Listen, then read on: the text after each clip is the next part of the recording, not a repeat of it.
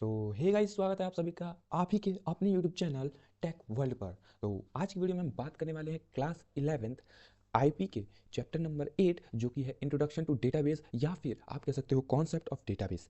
तो चलिए बिना किसी देरी के वीडियो को करते हैं फटाफट से स्टार्ट। उससे पहले अगर आपने वीडियो को लाइक नहीं किया तो प्लीज़ वीडियो को लाइक कर दें, और चैनल को सब्सक्राइब नहीं किया तो किस बात का इंतजार कर रहे हैं आप लोग। फटाफट से चैनल को करिए सब्सक्राइब। तो चलिए अब अपने टॉपिक की तरफ बढ़ते हैं। तो आज का हमारा पहला टॉपिक है डेटाबेस। तो डेटाबेस आखिर होता क्या है? What is a database? तो database is a organized collection of information data group together as a single entity typically stored electronically in a computer system. ठीक है।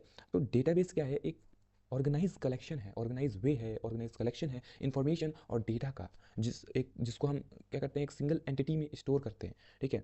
जो भी टाइपिकली जितना भी हम जो डेटा होता है उसको हम टाइप करते हैं, उसको हम एक इलेक्ट्रॉनिकली कंप्यूटर सिस्टम के अंदर हम क्या करते हैं, उसे स्टोर करके रखते हैं। वही क्या कहलाता है? वही चीज़ जो है डेटाबेस है। और डेटाबेस को हम ऐसा भी कह सकते हैं कि डेटाबेस जो है कलेक्शन ऑफ टेबल्स भी है। ठीक है। और आखिर ये बताओ डेटाबेस की हमें ज़रूरत क्यों पड़ी? Have you guys any idea? बताओ बताओ। मैं बताता हूँ क्यों पड़ी ज़रूरत। देखो, नीड ऑफ डेटाबेस। डेटाबेस की ज़रूरत हमें इसलिए पड़ी, या फिर ऐसा भी कह सकते हो कि डेटाबेस का काम क्या है। ठीक है। तो एनी डेटा, ठीक है, any data which we like to store. ठीक है। कोई सा भी डेटा जो हम चाहते हैं स्टोर कराना, ठीक है, वो डेटा को हम क्या करेंगे, स्टोर कर सकते हैं। और उसी स्टोर डेटा को क्या कर सकें, हम रिट्राइव कर सकें। ठीक है। उस स्टोर डेटा को हम रिट्राइव कर सकें। ठीक है। और जब हमने उसे रिट्राइव कर लिया, अब मान लो उसमें कुछ हमें चेंजेस करने हैं, तो उस डेटा को हम क्या कर सके, चेंज करके उस डेटा को हम मैनेज कर सके। तो इसलिए जो है डेटा बेस की जरूरत पड़ी। ठीक है। वरना तो हम क्या कर सकते हैं, अगर ये सब चीज़ें, देखो ये सब चीज़ें file based system, flat file system में ये सब हम नहीं कर सकते हैं। इसलिए हमने क्या किया, डेटा बेस बनाया। ठीक है। हमें इसलिए डेटा बेस की भी जरूरत पड़ी। अब file based flat file system क्या चीज़ है, ये हम बताते हैं अभी आपको। तो देखो, ये सिलेबस फाइल बेस्ड सिस्टम और फ्लैट फाइल ये आपके सिलेबस में है नहीं। ये आपको डेटाबेस का कॉन्सेप्ट एकदम बेटर वे में समझाने के लिए हम यहाँ पर इसमें मैंने फाइल बेस्ड सिस्टम को यहाँ पर क्या कर रखा है, एक्सप्लेन करने जा रहा हूँ। अगर आप चाहो तो इस फाइल बेस्ड सिस्टम को आप स्किप भी कर सकते हो। ठीक है। तो फाइल बेस्ड सिस्टम क्या है? फाइल बेस्ड सिस्टम के अंदर जितना भी डेटा होता है वो एक बड़ी सी फाइल के अंदर स्टोर होता है। लेट सपोज कि ये एक बड़ी सी फाइल है। ठीक है। एक बड़ी सी फाइल है, मान लो 500 पेज की फाइल है। कितने पेज की फाइल है? 500। ठीक है। 500 पेजेस की ये फाइल है। अब इस 500 पेजेस की फाइल के अंदर कितने, मतलब बहुत बड़ा डेटा जो है स्टोर हो रखा है। 10,000, 20,000, 1 लाख, 1.5 लाख, कितना भी इसके अंदर डेटा जो है स्टोर हो रखा है। ठीक है। अब ये फ्लैट फाइल सिस्टम बता रहा हूँ मैं। ठीक है। अब इस फाइल के अंदर इस फाइल के अंदर कोई भी स्ट्रक्चर जो है डेटा का डिफाइन नहीं होता है। ठीक है। डेटा से एसोसिएटेड कोई भी स्ट्रक्चर डिफाइन नहीं होता है। मतलब क्या है, क्या कहना चाह रहा हूँ कि मान लो ये ये एक टेबल फॉर्मेट में मैं बता रहा हूँ आपको। ठीक है। यहाँ पे मान लो आपका रोल नंबर लिखा हुआ है। ठीक है। यहाँ पर आपका रोल नंबर का कॉलम है। ठीक है। रोल नंबर, ठीक है, रोल नंबर का कॉलम है। और यहाँ पर आपका मान लो नेम का कॉलम है, एन से नेम। ठीक है। अब यहाँ पर ज़रूरी नहीं है कि आप इसके अंदर रोल नंबर लिखा हुआ है तो रोल नंबर ही लिखो, नेम लिखा हुआ है तो नेम ही लिखो। आप कुछ भी इसके अंदर लिख सकते हो, आपको रोकने वाला कोई नहीं है। लेकिन वही बात है कि आप ऐसा करोगे क्यों? जब आपको पता है कि इस कॉलम के अंदर आपको रोल नंबर लिखना है, इस कॉलम के अंदर आपको नेम लिखना है, तो आप ऐसा करोगे क्यों? लेकिन होते हैं ना कुछ मूर्ख लोग, या फिर मूर्ख लोग भी नहीं, आप जो न्यू न्यू, मान लो कोई न्यू न्यू है। ठीक है। न्यू न्यू स्टोर कर रहा है डेटा, तो वो कुछ भी कर सकता है यार, सन की आदमी होता है। ठीक है।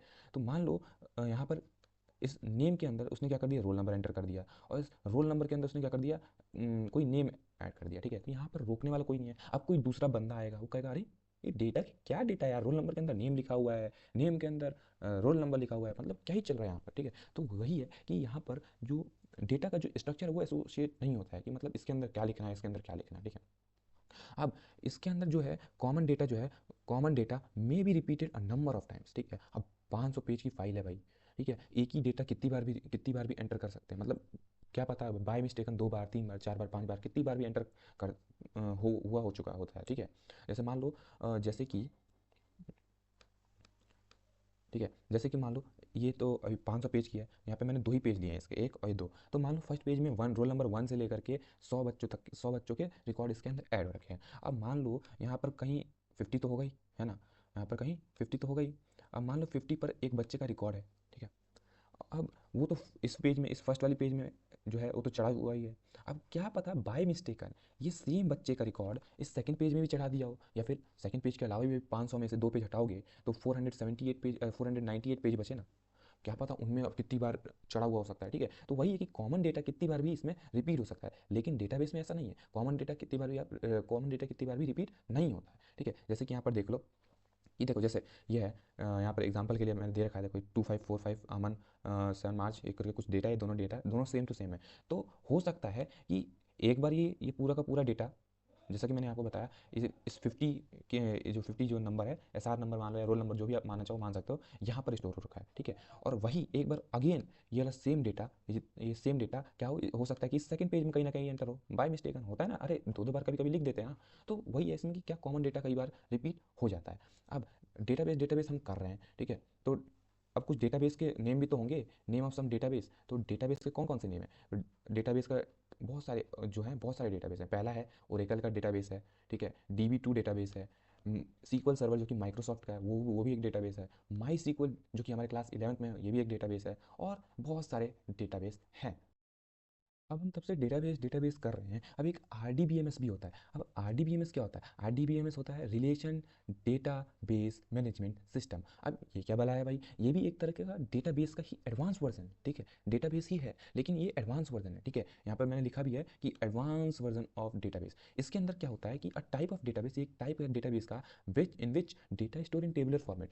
ये ऐसा डेटाबेस है जिसके अंदर जो भी हम डेटा एंटर करते हैं वो क्या होता है, वो टेबल के फॉर्म में जो होता है डेटा जो है स्टोर होता है। जैसे कि मैंने इसको विजुलाइज करने के लिए आपको यहाँ पे डायग्राम भी बना रखा है कि मान लो ये जो बाहर वाला जो बॉक्स है, ये जो बाहर वाला बॉक्स है, ये जो है डेटाबेस है। अब डेटाबेस के अंदर ये ये जो है ये टेबल्स हैं। अब एक डेटाबेस के अंदर जरूरी नहीं कि एक ही टेबल हो, कितनी भी आप टेबल एक डेटाबेस के अंदर बना सकते हो। यहाँ पर फिलहाल मैंने 3 टेबल ले रखे हैं। अब इस टेबल के अंदर कुछ ना कुछ वैल्यूज होंगी, है ना। इस टेबल के अंदर अपनी वैल्यू होगी, इस टेबल के अंदर अपनी वैल्यू होगी। मतलब ऐसा ही है कि एक डेटाबेस है। RDBMS क्या है ये आपको विजुलाइज हो गया कि एक बाहर ये डेटाबेस है और डेटाबेस के अंदर टेबल्स हैं और टेबल्स के अंदर वैल्यूज़ हैं। जो भी हम डेटा दे रहे हैं वो सारे का सारा डेटा वो टेबल में जाकर स्टोर हो जा रहा है, ठीक है। अब RDBMS का एग्जाम्पल क्या है? RDBMS का एग्जाम्पल है माई सीक्वल, जो कि हमारा आज का टॉपिक है माई सीक्वल। अब माई सीक्वल क्या है? तो माई सीक्वल देखो, MySQL is an open source relation database management system, ठीक है। माई सीक्वल क्या है? ओपन सोर्स जो है, ओपन सोर्स का मतलब आपको पता ही होगा, जो कि फ्रीली अवेलेबल होता है, कोई भी यूज़ कर सकता है, ठीक है। तो माई सीक्वल जो है open source relational database management system, ये तो आपको समझ में आ ही गया होगा, ठीक है। As with other relation database, MySQL store data in tables, ठीक है। जैसा कि मैंने आपको RDBMS का काम बताया कि टेबल जो डेटा है वो टेबल फॉर्म में स्टोर करने का काम है उसका, ठीक है। माई सीक्वल जब RDBMS का एग्जाम्पल है तो माई सीक्वल भी स्टोर करेगा ना डेटा। माई सीक्वल भी डेटा टेबल्स के फॉर्म में स्टोर करेगा, made up of rose and column. तो भाई टेबल रोज और कॉलम की तो बनी हुई होती है ना।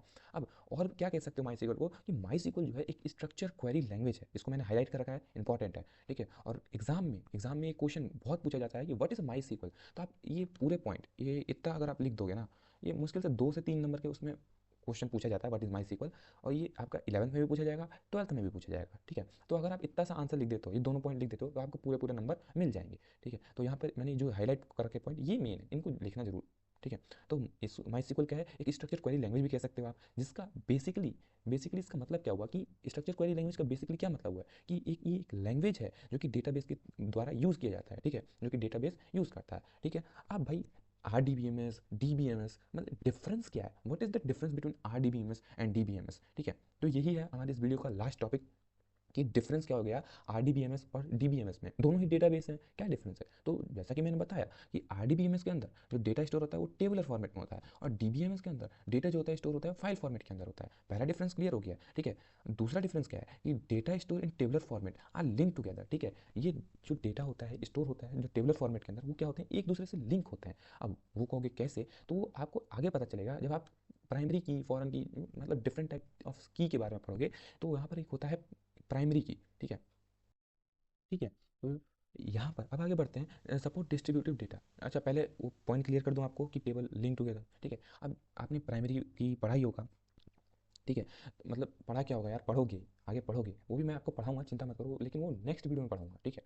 तो अभी आप ऊपर ऊपर से समझ लो कि प्राइमरी की जो होती है ना, प्राइमरी की, वो किसी टेबल के अंदर किसी भी एक कॉलम जो कि हमें लगता है कि उसकी यूनिक वैल्यू हो सकती है, जैसे कि फ़ोन नंबर कभी भी किसी दो आदमी के या दो से ज़्यादा आदमी के सेम नहीं हो सकते हैं। स्कूल के अंदर बना रहे हो, स्कूल का डेटा स्टोर कर रहे हो, तो रोल नंबर हो गया, SR नंबर हो गया, ये कभी कभी किसी दो बच्चे का सेम नहीं होगा, दो के किसी भी बच्चे का सेम नहीं होगा, ठीक है। आधार कार्ड, आधार नंबर भी किसी भी व्यक्ति का सेम नहीं होगा, है ना? सही है, सही बोल रहा हूँ। तो वही है, तो यहाँ पर जो है उस वैसे कॉलम्स को हम क्या करते हैं, एज अ प्राइमरी की डिक्लेयर करते हैं, ठीक है। और फॉरेन की जो होती है वो आप थोड़ा, वही है, फॉरेन की मदद से ही हम क्या करते हैं, इन टेबल्स को आपस में लिंक करते हैं, ठीक है। तो वो आप नेक्स्ट वीडियो में जब आप पढ़ोगे फॉरेन की के बारे में, तब आप समझ जाओगे कि फॉरेन की क्या है, प्राइमरी की क्या है। फिर आ जाता है हमारा नेक्स्ट पॉइंट कि support distributive data. Distributive data को कौन, आरडीबी में सपोर्ट करता है। मतलब ये है कि जो जो हमने डेटा एक टेबल के अंदर स्टोर किया है, उसको हम किसी को डिस्ट्रीब्यूट फर्दर हम क्या कर सकते हैं, डिस्ट्रीब्यूट कर सकते हैं। मान लो कि मैं यहाँ पर गोवा में बैठा हुआ हूँ, मैं मस्त एकदम बीच में आ रहे हैं, मज़े कर रहे हैं, ठीक है। मैं अपनी कंपनी से, मान लो ये मेरी कंपनी है, इससे मैं क्या करके आया हूँ, छुट्टी लेकर के मज़े से गोवा में इंजॉय कर रहा हूँ, ये। अब मेरे बॉस मेरे को फ़ोन करता है कि अरे भाई, टेक वर्ल्ड के गुरुजी कहाँ हो आप? अरे जो मैंने आपको डेटा दिया था वो मुझे चाहिए, जल्दी दो, अर्जेंट है। तो मैं कहूँगा सर मैं तो नहीं दे सकता क्योंकि मैं तो गोवा में हूँ। तो कहेगा अरे भाई मुझे नहीं पता, तो किसी के हाथ भिजवा वो डेटा, लेकिन जल्दी भिजवा, इंपॉर्टेंट है। तब मैं क्या करूँगा, मैं जो है अपने आर डी का जो है बस पासवर्ड जो है क्योंकि आर डी एक सिक्योर डेटाबेस है, तो उसके अंदर पासवर्ड लगा होता है, तो मैं अपने पासवर्ड को किसी को दूंगा, ठीक है। तो फिर मैंने अपना पासवर्ड उसे दे दिया, जो मतलब दूसरे वर्कर को दे दिया जो उस कंपनी में काम करता है, कि मैंने कहा ले भाई ये मेरा पासवर्ड है, और इसमें फटाफट से जो बॉस बोल रहा है वो काम कर, और बॉस के मुंह पे जाके मार दे, मतलब नहीं यार मार मत दे, मतलब दे दे, बॉस है यार, इज्जत से, ठीक है। तो वो आर के अंदर सपोर्ट होता है, बट डी के अंदर वो चीज़ सपोर्ट नहीं होती है, डिस्ट्रीब्यूटेड डेटा सपोर्ट नहीं होता है, ठीक है। अब आरडीबीएमएस के अंदर हम, अब क्योंकि भाई टेबलर फॉर्म में कितना भी लंबा चौड़ा डेटा स्टोर कर दो, ठीक है। तो आरडीबीएमएस के अंदर डेटा जो है लार्ज अमाउंट में हम क्या कर सकते हैं, स्टोर कर सकते हैं, ठीक। और इसी का अब यहाँ पर आप समझदार तो हो ही गए हो यार, इसका अपोजिट पॉइंट बना करके यहाँ लिख सकते हो कि data not we do not store large data in large amount in DBMS, ऐसा करके पॉइंट बना के लिख सकते हो, ठीक है। और यहाँ पर आरडीबीएमएस जो है वो मल्टीपल यूजर को सपोर्ट करता है, जो कि मैंने यहाँ पर आपको एग्जांपल बताया कि मैंने अपना जो वर्क किया है उसको मैंने अपने एक डेटाबेस में बना के रखा है, वो मैंने पासवर्ड दे दिया किसी और को, तो वो वो भी क्या कर सकता है, उसी पर्टिकुलर जो मेरा डेटाबेस है जिस पे मैंने वर्क किया उस डेटाबेस के अंदर वो वर्क कर सकता है। तो यहाँ से आरडीबीएमएस जो है मल्टीपल यूज़र को सपोर्ट करता है। तो आज की वीडियो में बस इतना ही। बाकी का, अगर आपने इस वीडियो पर सपोर्ट दिखाया, तो बाकी का जो भी इस जो हमारा चैप्टर है वो उसके नेक्स्ट वीडियो में हम जल्दी से जल्दी लेके आने की कोशिश करेंगे। Thank you.